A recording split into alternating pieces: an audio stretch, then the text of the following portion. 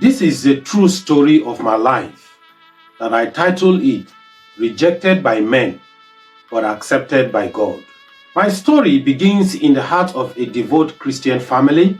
Faith was the bedrock of our existence. In fact, the air we breathe and also the rhythm of our days.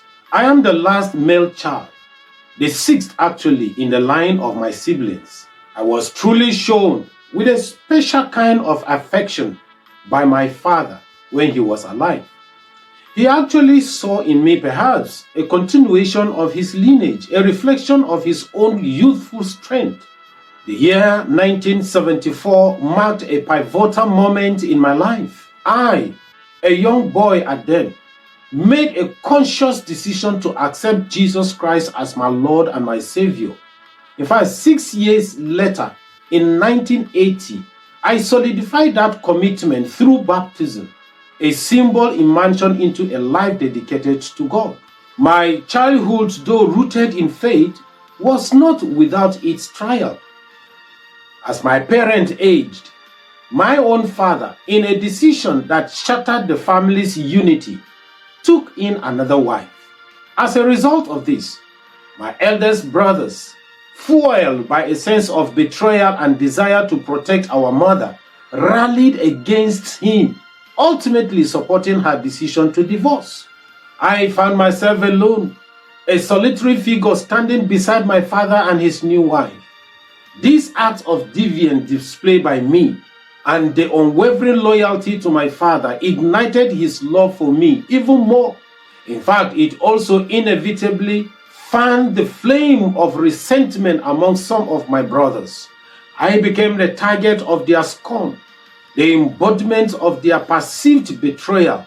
Yet, amidst the rejection of my own king, I found solace in the every love of my dear beloved father and also my heavenly Father. The discord within my family weighed heavily on my heart. I honestly yearned for reconciliation, for the restoration of the bonds that had been broken. Guided by my faith, I embarked on a journey of forgiveness and mediation.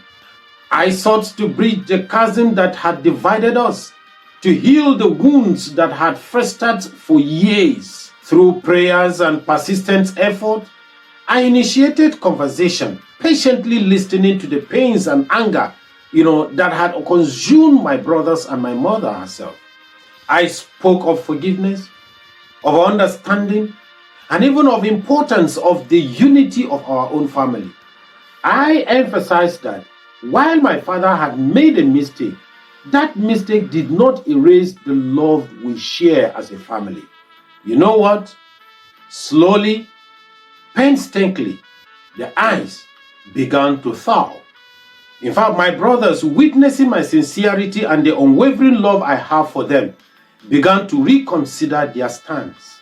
My mother, on the other hand, touched by my effort and perhaps by the passage of time, began to soften. The culmination of the effort came when my mother, after a long period of separation, returned home while the other woman left. The house, once filled with tension and bitterness, was now imbued with a sense of peace and reconciliation. The family, though scared, was whole again. Praise the Lord. As I reflect on my journey, I am reminded that rejection is an inevitable part of life. But it is how we respond to that rejection that defines us.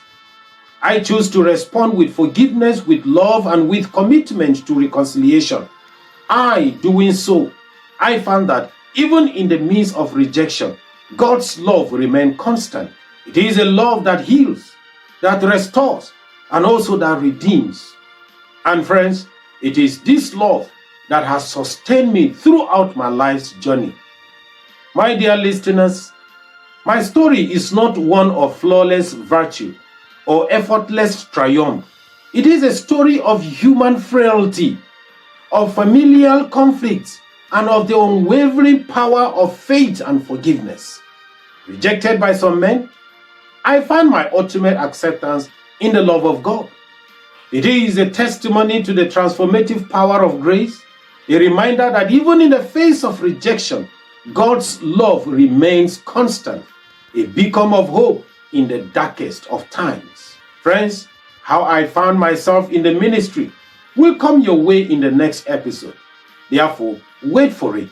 Meanwhile, my viewers, subscribe to this channel, like it and share it as we pick up next time on my story, rejected by men and accepted by God.